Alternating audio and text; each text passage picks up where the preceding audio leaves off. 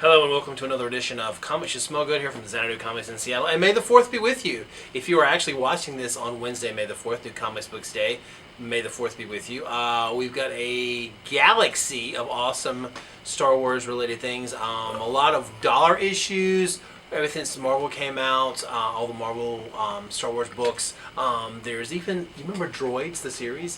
We've even got some Droids comics in here, so come on in here. And we've also got the latest edition of Poe Dameron. This is the first character from The Force Awakens to get his own Marvel series, and it's really, really cool. It's kind of his mission that kind of led up to what happens in The Force Awakens. Plus there's this cool villain who kind of looks like Vincent Price if he was still really young and cool and kind of built like a bad assassin, like a Bond villain. So anyway, there's that. Vincent Price would have made an amazing Bond villain. Seriously. Yeah, Seriously. Holy crap, that would be amazing.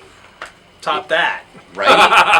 Segway. Alright, well, I'm going to go completely to the other side of the world here and not talk about super spies or the galaxy, even though there is a galaxy on this cover. Supergirl, Cosmic Adventures in the 8th Grade. That's right, a kid's comic featuring a character that's actually prominent in popular culture right now. Oh my god, DC, good job. Well, only kind of, because this isn't new, you just reprinted it. But anyway, we're very happy that's back in print. Landry Q. Walker, Eric Jones, bringing you a genuine, like, all-ages fun comic book, just kind of like Tiny Titans, but done in, like, a great mix of actual comic book art style, as well as, say, like, the more kind of, Adventure Time looking comics these days. But it's a lot of fun and really great for anybody that's been into the Supergirl TV show, wants to know more about the character, but is afraid that maybe her midriff is a little too revealing. This one has no midriff. In fact, she's got pants on. There you go.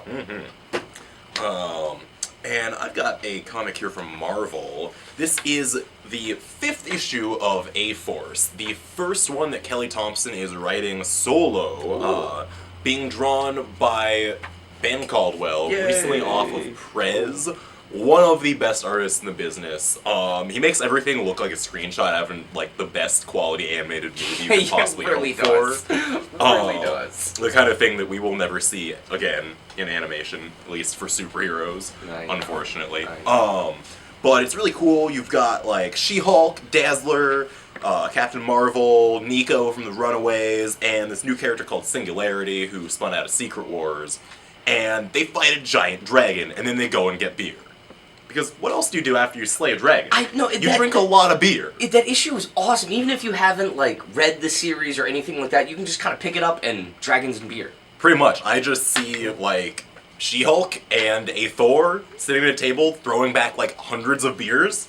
Please. Yeah, okay. That's what I want for my comics. Yeah. I'm in. Perhaps you've heard of Captain America Civil War. It's a kind of small art house movie coming out soon for new low budget. Yeah, low budget film. Yeah. But anyway, it continues. The Great Adventures, part of it is Winter Soldier. Well, Bucky Barnes has a brand new series. He's part of an all-new version of the Thunderbolts. Avengers Standoff ended last week. It was all about the Cosmic Cube created prison for supervillains.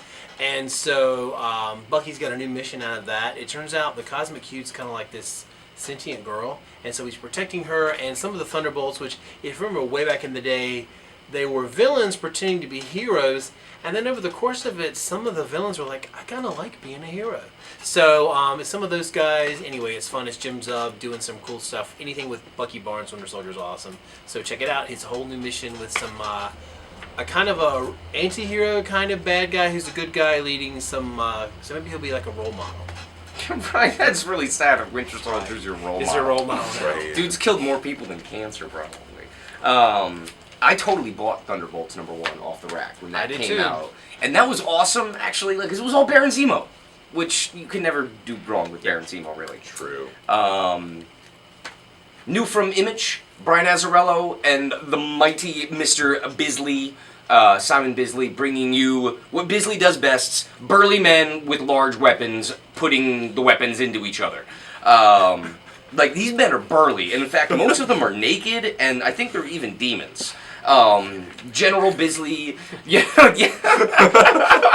Oh, and look, there's giant freaking cat people. Okay, this is pretty cool, man. Yeah, There's some cat headless- people with all the bits intact. Yeah, right? And then some really kind of creepy ghoul gang on bikes. Ghoul gang. Ghoul gang. So there you go. Highly, highly recommended for those of you that need big burly man comics this week. And I've got another image number 1 here from the man himself, Kari Andrews, Renato Jones, the 1%, number 1.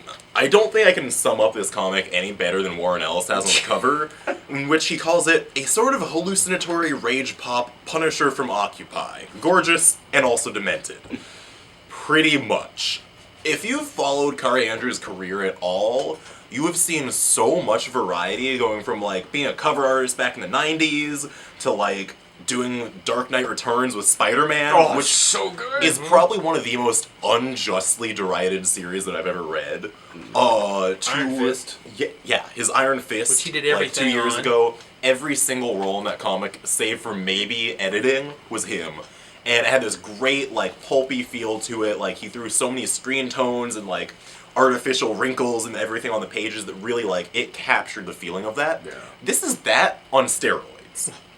With guns. And double size. Like, that's, I'm pretty sure that's double size Yeah, first double issue. size, $3.99. Are you sold yet? Right? Talk about creator-owned awesomeness. Yeah. Like, genuinely. We're talking about cool badasses. Let's go to Midnighter 12. This is the end of the run for now. We don't really know if Midnighter's got a role in DC Comics Rebirth yet, but he's going out with not a on the bang. poster. He's not on any of the posters, that's for sure. But if you're a fan of Stormwatch and the Authority, then this is it. This is Midnighter reunited with Apollo, plus the Suicide Squad taking on Henry Bendix and his craziest... Oh my They god, have Henry Henry Bendix Bendix in back? there? What? Oh, wow, sorry. Whoa. Deep Somebody must cuts. not been reading. Whoa. But he's got this other weird new creation that they're doing. It's all about this big mystery that's been since #1 with the God Garden. And God it's Garden. just awesome. That sounds kind of cool. And definitely if you're a fan of Apollo and Midnighter, kind of in the New 52, they kind of weren't together anymore. What? But anyway, they're definitely together in this one. So great fun for Midnighter, one of the cool take no prisoners, cool comics he loves just killing. So anyway, there you go, Midnighter 12. He's good at it. From You guys don't believe me? I feel like I should check just to double check, even though I've been reading the book. No, I'm You just guys scared surprised. me? No, Bendix is he was one of the best characters Villains of from like the Stormwatch and all that Warren Ellis stuff, and he died like 6 times. So I'm just kind of surprised that he's Well, back. you know. They made sure he was dead like twice, because he was a jackass. Anyway, from Valiant. Big. Are we in the summer crossovers yet? Can we It's call not it summer that? yet. Not Please, yet. no. No. Okay, not yet. No, Pre-summer not really. crossover. Very excited about this. 4001 from Matt Kent, Clayton Crane, and David Mack. I'm going to start off with, I don't even really like Clayton Crane, because Say he's, that 5 times yeah, fast. right? He's got a really computer-generated style, but it actually works super well for this story. This is kind of the end-all, be-all of the Rai, Japan, superpower, high-tech, future cyber city thing with dinosaurs, giant mech, ninja robot things. It's crazy. Big space stations. I mean, this stuff is really, really cool. I'm very, very excited. Valiant, like, truly just, they do fun comic books. Like, if you're tired of Marvel DC superhero stuff, but you still want super heroics that maybe don't always center around stopping crime, Valiant. Yeah. Very, very cool. There will be some other tie-ins and stuff, but Valiant's usually pretty good about just keeping it to the main book. So... And I've got yet another #1 here from Marvel. The first issue of a character's ongoing who's had many ongoings, but you may be more excited about this one, seeing as how he was just in like some sort of some flick or something on the web. Netflix. Some What? I don't know. They Daredevil? do this web flicks and chill thing these days. I think. Which I I, don't know. still I'm not- don't know I'm when not that with became it. a thing. Yeah, I But- got nothing on that. There's a new Frank Castle series, Punisher #1, written by Becky Cloonan, who's Yes. been writing Southern Cross lately, is also an accomplished artist in her own right, and drawn by classic Punisher artist Steve Dillon. That man has probably drawn more Punisher comics than just about anybody, I'd Yep. say.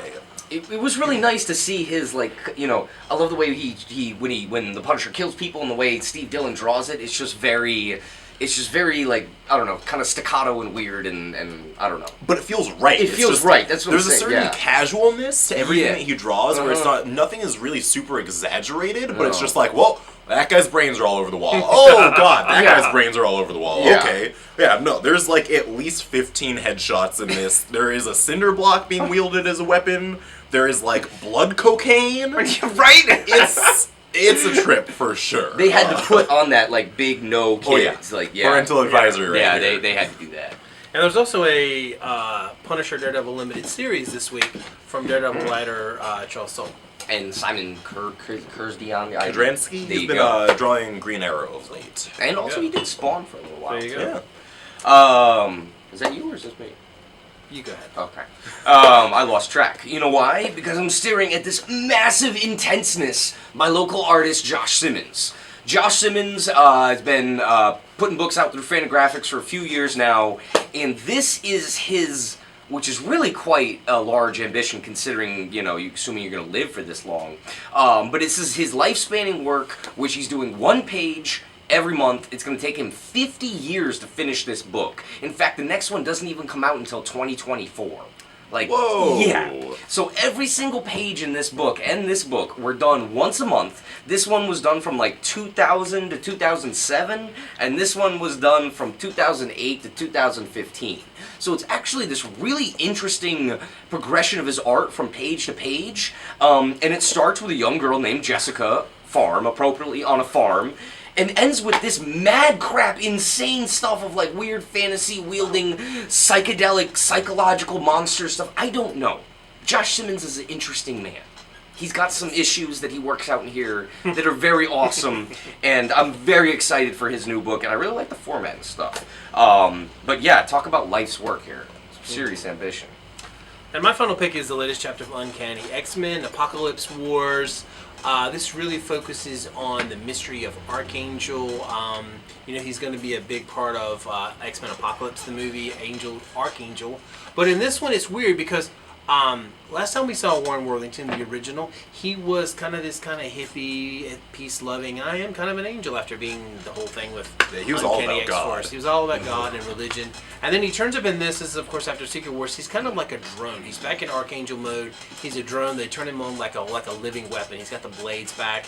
And so there's this prediction that Psylocke has, and I love, Cullen Bunn does a great job. Psylocke and Magneto together, I hope they don't make them love interests, but together as kind of these kind of like mutant, like FBI agents in a way. It's kind of cool. Them together, they have a great chemistry together, trying to solve the mystery of Archangel, what's going on, because another version of Angel has turned up, and he's kind of leading these followers, this cult, and it's him with his wings amputated. It's kind of really weird. Whoa. But there's also great chemistry with Sabretooth and Monet, who are down in the Morlock tunnels. And in a case of real irony, isn't it weird that Sabretooth, who was part of the Mutant Massacre, may actually be the key to helping save the Morlocks this time? Kind of cool. Cullen Bunn's done a great job. He has this, it's great if you're old school, which of course I am.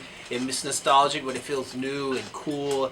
And Ken Lashley's on the current art, who I love his art. He is amazing. He definitely harkens back to like the Jim Lee era, that same kind of action. He is amazing. And so let's just all take a moment and say, oh, I'm glad Greg Land's not drawing that book anymore. Oh, I'm glad. So there you have it. That's my final pick of the week. Some Archangel mystery for you in X-Men. You know, since you mentioned it, I kind of think that Magneto and Psylocke might be able to find some common ground there between all the body swaps and de-agings and power switches between the two They of can them. have a whole conversation just about Zorn and being Asian and Zorn's English in the at story same too. time. See, I can't even believe they're doing that. Zorn is like a therapist. That's just hitting the beehive with a exactly. freaking giant hammer. And I'm going to jump from superheroes, mutant superheroes, to probably the furthest thing away from that, which is Alan Moore.